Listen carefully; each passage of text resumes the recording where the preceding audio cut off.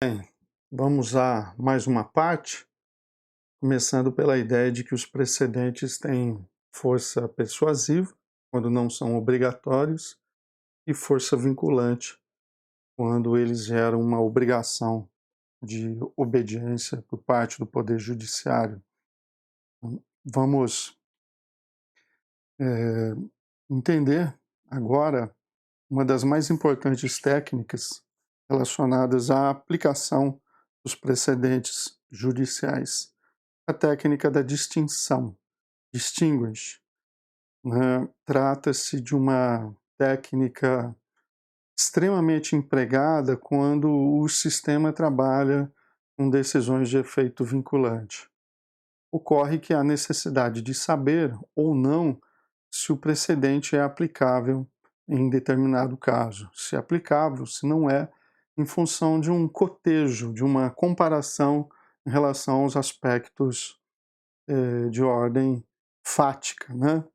Então essa técnica ela até existe em respeito à garantia constitucional da isonomia material, né? Técnica que leva à seguinte ideia: aplicar-se aos casos idênticos a mesma solução, aos casos diversos, solução diversa, ou estender-se a aplicação daquele precedente que tem por base um outro suporte fático, mas que pode ser aplicável naquele caso, né? Técnica com a qual nós precisamos nos familiarizar no Brasil. Os nossos tribunais têm efetivamente utilizado de maneira bastante reiterada, né?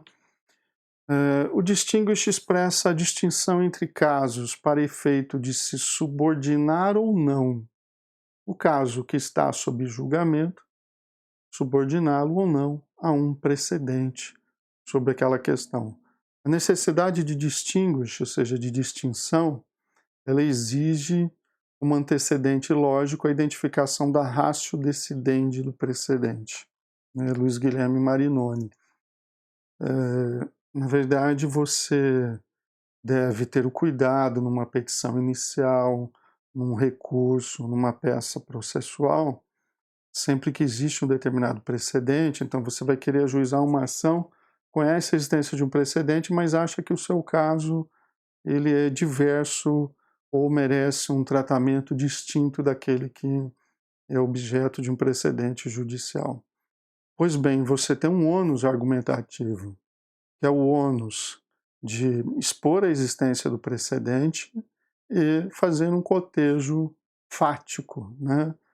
Aquilo que se diz quando da interposição de um recurso por divergência jurisprudencial, fala-se em cotejo analítico, mas é isso. É fazer uma comparação dos fatos para ver se o precedente é ou se não é aplicável. Eu trago aqui um exemplo, né, para ver como que a matéria já repercute e já vem há algum tempo agora com mais intensidade no direito brasileiro. Embargos de declaração, omissão, correção monetária e juros de mora. Precedente do Supremo Tribunal Federal. A decisão é do STJ, analisando embargos de declaração. Repercussão geral, alegação de recurso protelatório, né? O acórdão embargado acompanhou a orientação da Corte Suprema no recurso extraordinário 870.947, com repercussão geral reconhecida. Então, um sujeito, a parte, embargou um acórdão e o relator, ao julgar, falou: bom, olha, nesse caso já existe um precedente de eficácia vinculante, porque a repercussão geral reconhecida, e o acordo que foi embargado acompanhou esse precedente. Então, tratando-se de embargos de declaração em que se pretende rediscutir matéria já decidida em sede de representativo de controvérsia, ou seja, em sede de um instrumento que gera uma decisão de efeito vinculante, sem apresentação de qualquer distinguish, resta configurado o seu caráter protelatório. Olha aqui a ideia de que existe o precedente? Existe. Então existe um ônus argumentativo se você quer afastar a incidência do precedente daquele caso concreto, né? É imprescindível que você demonstre a diferença. Neste caso, por não ser apresentada nenhuma distinção, simplesmente sem fazer nenhum cotejo, o tribunal entendeu que o recurso tem caráter protelatório e a consequência foi a imposição de multa por recurso protelatório. Então, nos dias atuais, isso eu tenho ressaltado muito, você não pode ser um operador do direito se você não conhece essa sistemática de precedentes. Sabe por quê? Se você não conhece a sistemática de precedentes, você corre o risco de ajuizar uma ação e ter uma improcedência liminar. Você corre o risco de interpor um recurso e ele sequer ser admitido ou ser negado de plano. Você corre o risco de que seu recurso seja considerado protelatório, né? Então você tem uma série de ônus em relação ao conhecimento dos precedentes, a pesquisa dos precedentes que se aplicam àquele caso. Tem que tomar muito cuidado nos dias de hoje para o exercício de uma atividade profissional. E a técnica do overruling, né? A técnica que está relacionada, uma é a distinção, as técnicas mais importantes. A outra é do overruling, de uma eventual superação do precedente. Então existe um precedente, você quer ajuizar uma ação contra o precedente, só que você vislumbra que há uma total identidade fática em relação à questão. O seu ônus agora, que pode eventualmente admitir essa ação, é demonstrar a revogação daquele precedente no sentido de superação, né? O overruling pode ser expresso, pode ser implícito. No direito brasileiro tem que ser expresso, né? Essa é a orientação. Mas você vai mostrar que está superado o precedente, que ele não pode mais ser aplicado. Um overruling legislativo, porque mudou a lei, né? Mudou a lei. Nós tivemos exemplos em todas as áreas, o processo penal, por exemplo, a questão de crimes hediondos, né? Houve uma fixação de um entendimento sobre cumprimento de pena, veio o legislador, alterou a lei de execução penal, causando um overruling legislativo, né? A lei pode levar à superação do precedente. A aprovação do Código de Processo de 2015 causou a superação de inúmeras súmulas do Superior Tribunal de Justiça sobre processo civil, causou um overruling.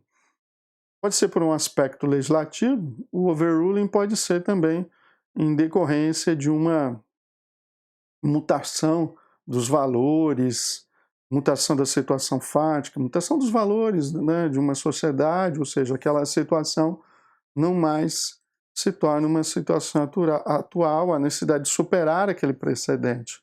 Então, o overruling é uma técnica de superação ou de desvinculação do precedente também. A distinção também é distinguish, o overruling igualmente. Olha o cuidado que teve o legislador brasileiro com o Código 2015, né, 927, parágrafo 2º. A alteração de tese jurídica adotada em enunciado de súmula ou em julgamento de casos repetitivos poderá ser precedida de audiências públicas e de participação de pessoas, órgãos ou entidades. Então, para se alterar uma tese, audiência pública, é aquele raciocínio, né, do direito de participar da construção da norma jurídica ou da mudança da norma. O overruling significa que houve uma mudança na norma, não uma mudança no texto, né, como isso é um fenômeno típico do direito. E será que houve? Vamos debater. Então vai ser permitida a participação de um amicus curiae, a comunidade vai ser consultada. Fala-se também, eventualmente, de um prospective overruling, né, uma superação para o futuro. 927, parágrafo 3º, permite a modulação dos efeitos da alteração no interesse social da segurança jurídica. Na hipótese de alteração da jurisprudência dominante do Supremo, dos tribunais superiores, pode haver modulação dos efeitos da alteração. Eu agora, no bloco anterior, falava de efeitos de um precedente, como, por exemplo, suspender a eficácia executiva de uma determinada decisão, permitir uma ação rescisória. Ora, tudo isso pode trazer insegurança jurídica. Então, para que isto não ocorra, é extremamente importante a modulação da alteração de uma jurisprudência, né? Perceba aqui também, né, e mais uma vez eu vou frisar este ponto, a importância de distinguir nos dias de hoje o texto da norma e entender o papel do judiciário na criação da norma, né, na fixação da norma. É fundamental isso, né, porque não posso confundir o texto com a norma.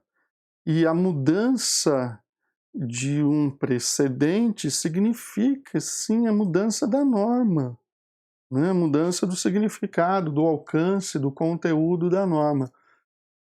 Então, há uma mudança de regra pelo fato de o tribunal constatar a necessidade de revisar seu entendimento. Isso é o overruling, né? Então, a mudança da norma regra até da norma princípio.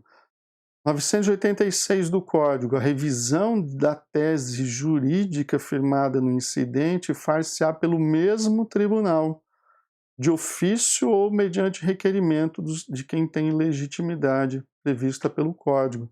Então, revisão da tese jurídica firmada no incidente é um mecanismo para que exista a possibilidade da superação da tese jurídica, da ratio decidendi, tornando possível a evolução do direito. Respondendo àquela crítica, né, que muitos fazem quando começam a estudar o sistema de precedentes, não, mas isso é um engessamento. Olha, da mesma forma como as normas são, os textos legislativos são alteráveis, as normas, objeto de precedentes, também são alteráveis, né? Não há um engessamento, não há algo absoluto nesse aspecto. No caso do overreading, aí já não há superação total, mas uma limitação no âmbito de incidência do precedente. Há outra técnica, né, dentro da ideia de overruling, né? 927, parágrafo 4º. A modificação do enunciado de súmula da jurisprudência observará a necessidade de fundamentação adequada e específica, né, sempre devidamente fundamentado, inclusive para dizer que há uma incidência limitada ou deixar de incidir em determinada hipótese, né? Então pode ser uma mudança total, uma mudança parcial. No Brasil, procura-se coibir o chamado overruling implícito, né? Ou seja, uma alteração que seja implícita, porque o mesmo dispositivo legal frisando menciona a necessidade de fundamentação adequada e específica para esta mudança, né? A mudança tem que ocorrer de maneira explícita, o Código se preocupa com a segurança jurídica. Olhem exemplos aqui de overruling, né? O STJ tinha um entendimento superado, artigo 280, parágrafo 4º, prevê que recursos protocolados antes da publicação serão considerados tempestivos, retificando o entendimento previsto na súmula 418 do Supremo. O STJ, após o Código de 2015, cancelou a súmula 418, que dizia: é inadmissível o recurso especial interposto antes da publicação do acórdão dos embargos de declaração. Está superado, um overruling. Cancelou a súmula, revogou a súmula.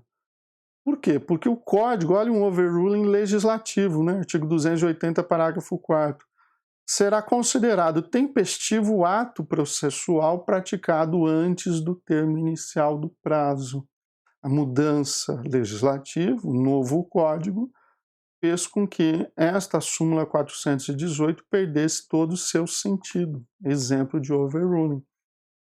A superação da súmula 320 do STJ, né, disse que o novo Código teve como consequência, né, inúmeras transformações principalmente revogações de súmulas, superações, overruling de súmulas de processo civil.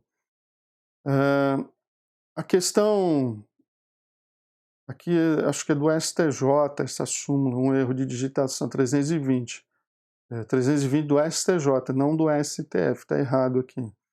A questão federal somente ventilada no voto vencido não atende ao requisito de pré-questionamento. Ora, o Código passou a dizer que o voto vencido é parte integrante do voto, considerando a matéria nele debatida como pré-questionada. O próprio STJ reconheceu isso, retificando a súmula 320. Aliás, isso é óbvio, né? Uma súmula que não respeitava essa ideia de que voto vencido faz parte do julgamento, né? Agora vamos a uma análise um pouco mais detalhada e específica do artigo central do Código de Processo Civil sobre o sistema de precedentes, o artigo 927. O 927, né, já foi aqui lido, e você pode estar verificando aí, aquele que diz que os juízes e tribunais observarão as decisões proferidas pelo Supremo no controle concentrado de constitucionalidade, outras hipóteses, né? A primeira questão que se coloca é se nós estamos diante de um rol taxativo ou um rol exemplificativo, né? Eu, pessoalmente, entendo que o rol não é taxativo. As súmulas dos tribunais de justiça, por exemplo, isso não está previsto lá expressamente, mas vinculam juízes estaduais, no entender, pelo menos, se não na mesma intensidade, da mesma forma, causam uma vinculação aos juízes daquele estado, né, subordinados àquele tribunal. Juízes devem seguir seus próprios precedentes, aliás, tem até um enunciado 169 do Fórum Permanente de Processualistas Civis, né? Por que nós não vamos entender que um juiz deve respeitar o que ele decidiu no caso anterior e análogo? Deve sim. É claro que, aqui um ponto, nós vamos chegar a essa discussão. O efeito vinculante nem sempre tem a mesma intensidade. Claro que uma decisão do Supremo em controle concentrado de constitucionalidade tem aquilo que alguns autores chamam de efeito vinculante forte. Aliás, a doutrina vem escalonando o efeito vinculante forte, médio, fraco, né? Este é um dado aí também que nós vamos considerar na análise dos precedentes judiciais. Então, um rol aqui não me parece ser fechado. Olha um precedente que me parece ter um efeito vinculante forte. Vamos às hipóteses do 927. Juízes e tribunais observarão decisões do Supremo em controle concentrado de constitucionalidade. Ora, esse dever é constitucional. A vinculação dos demais órgãos do Poder Judiciário e da Administração Pública está no artigo 102 da Constituição Federal. E tem mais, hein? Desrespeitado o que foi decidido pelo Supremo, é até cabível a reclamação. Então, estamos diante de um precedente judicial de efeito vinculante forte. Aquilo que eu também gosto de dizer, de ressaltar neste momento. Quem criou o efeito vinculante não foi o Código de Processo 2015. Este efeito vinculante está previsto na Constituição Federal, no plano constitucional, portanto, né? Então fique atento a essa questão. Outro efeito vinculante forte, passivo de reclamação, né, com força na Constituição, enunciados de súmula vinculante. Né, artigo 103A da Constituição Federal. Os enunciados, na verdade, aqui não é bem um enunciado, né, a ratio decidendi que levou aquele enunciado. Tem efeito vinculante em relação ao Poder Judiciário, administração pública, né, também passível de reclamação. Os provimentos elencados no artigo 927 não são todos precedentes. Súmula não é precedente. Julgamento de questões repetitivas igualmente. Isso é uma crítica do Lênio Streck. Nós temos que ouvir e refletir, né? Temos que pensar sobre essa crítica que é muito interessante, né, quando nós estamos tratando desse assunto. A questão é, súmula comum, de fato, não pode ter a mesma carga vinculante de uma súmula vinculante, súmula de efeito vinculante, não pode ter a mesma intensidade. Então, cabe a reflexão doutrinária sobre o que não é precedente, o que tem ou não tem efeito vinculante, né? Juízes e tribunais observarão acórdãos em IAC, incidente de assunção de competência. Pulo aqui imediatamente para o destaque aqui do Código de Processo 947. É admissível a assunção de competência quando o tribunal vai julgar um recurso, como por exemplo o Tribunal de Justiça, vai julgar uma remessa necessária, um processo de sua competência originária, e ele se depara com uma relevante questão de direito, de grande repercussão social, ou seja, poderá ter transcendência, mas que ainda não é repetitiva, não é objeto de discussão em múltiplos processos. É por isso que o IAC não é, a rigor, uma técnica de julgamento de demandas repetitivas. Incidente de assunção de competência. Então, um deslocamento. O recurso seria julgado por um órgão fracionário do tribunal, passa a ser julgado por um órgão de maior composição do tribunal. Juízes e tribunais têm que observar, né, sobretudo juízes vinculados àquele tribunal. Não tem um grau de vinculação, principalmente para aquele tribunal. Não é o mesmo, não é erga omnes, como no caso do Supremo, uma vinculação erga omnes. Mas aqui é uma vinculação aos juízes e tribunais daquele Estado.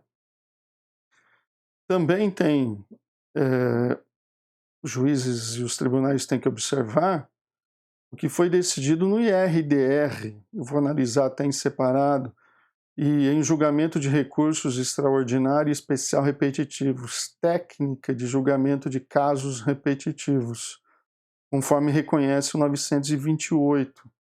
Aqui já não há uma situação de possibilidade de multiplicação.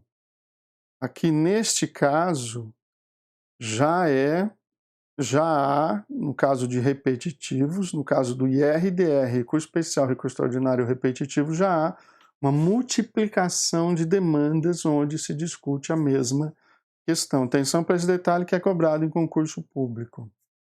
O IRDR, por exemplo, merece um destaque em separado.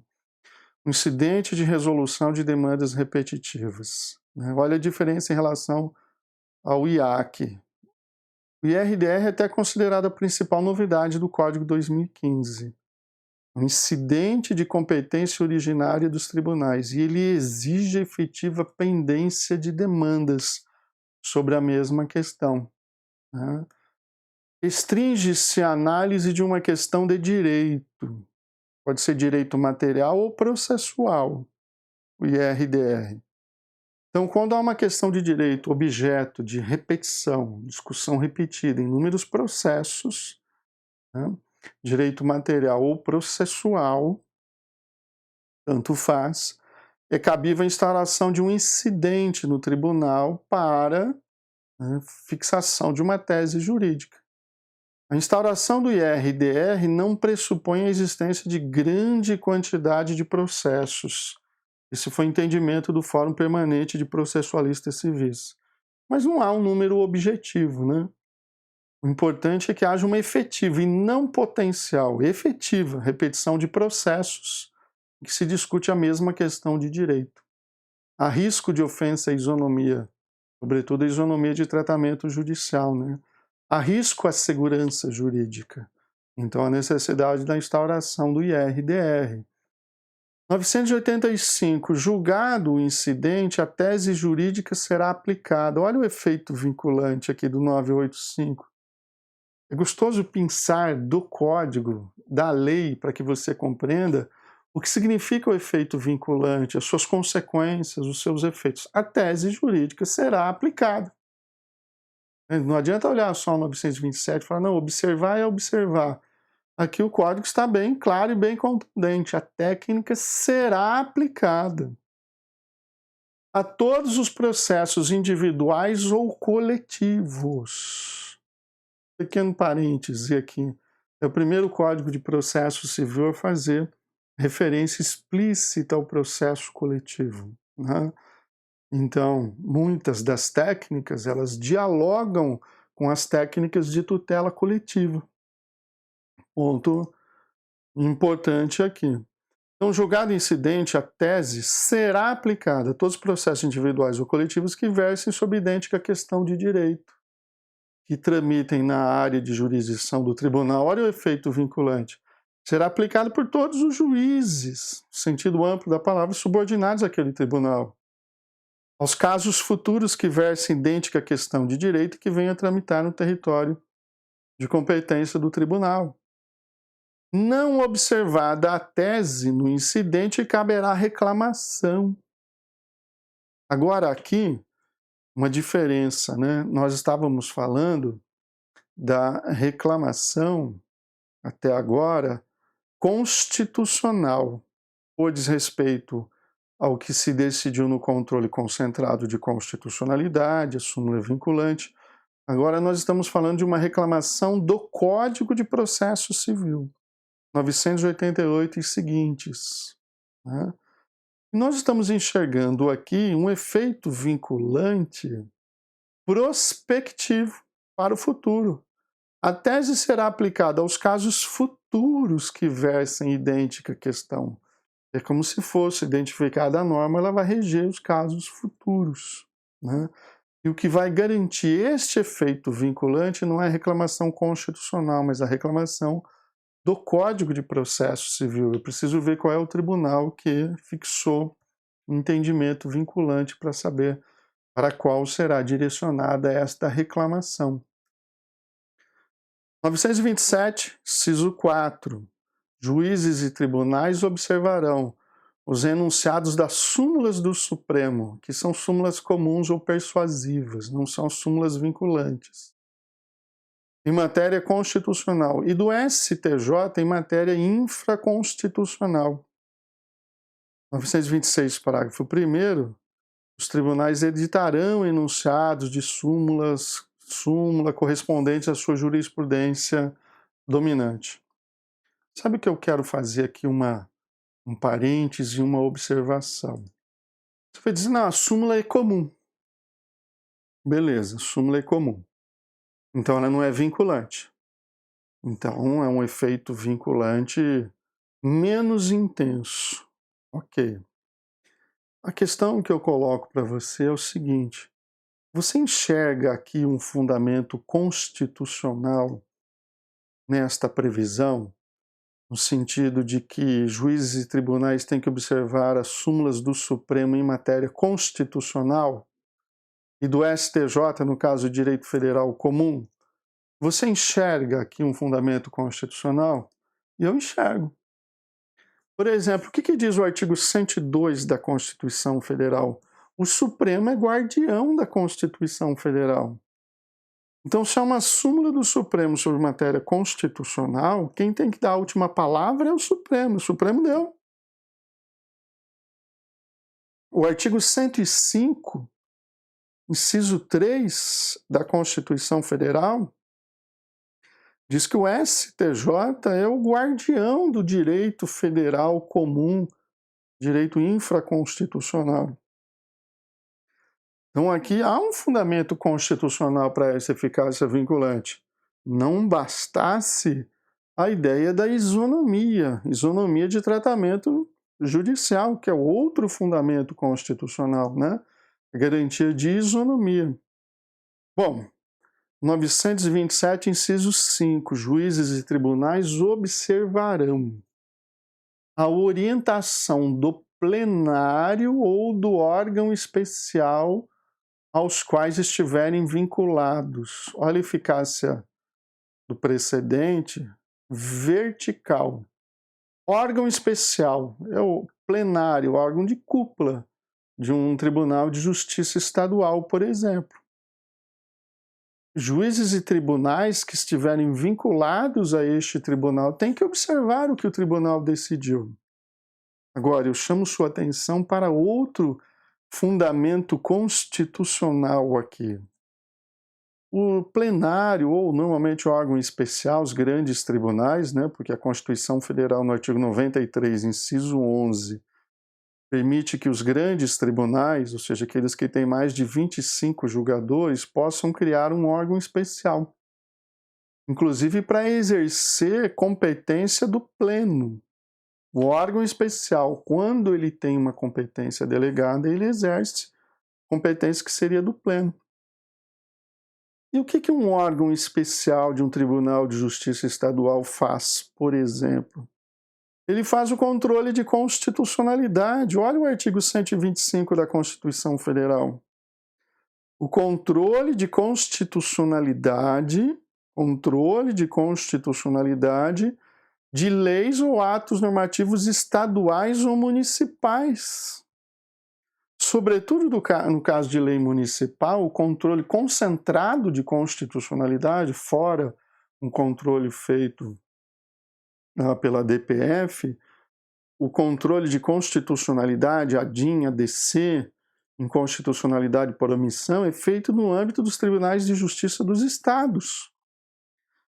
Então, eles exercem, os tribunais de justiça dos estados, e o órgão especial assim o faz, uma competência para controle de constitucionalidade que tem uma eficácia erga omnes naquele estado.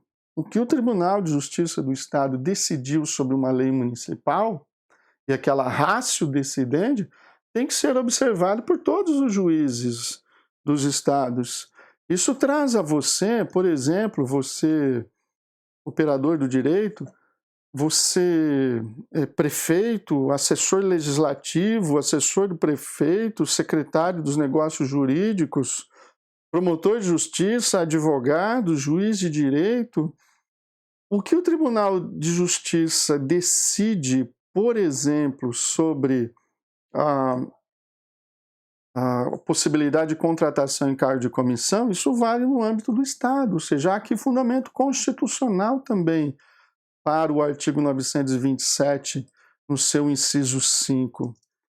Então a gente tem que tomar cuidado, na minha modesta opinião, em dizer, por exemplo, que não há fundamento constitucional nas demais hipóteses do 927 do Código. Eu discordo, eu acho que existe sim, em muitos aspectos. Bom, obrigado por você me acompanhar até aqui. Vamos lá, vamos continuar com o assunto ainda, hein?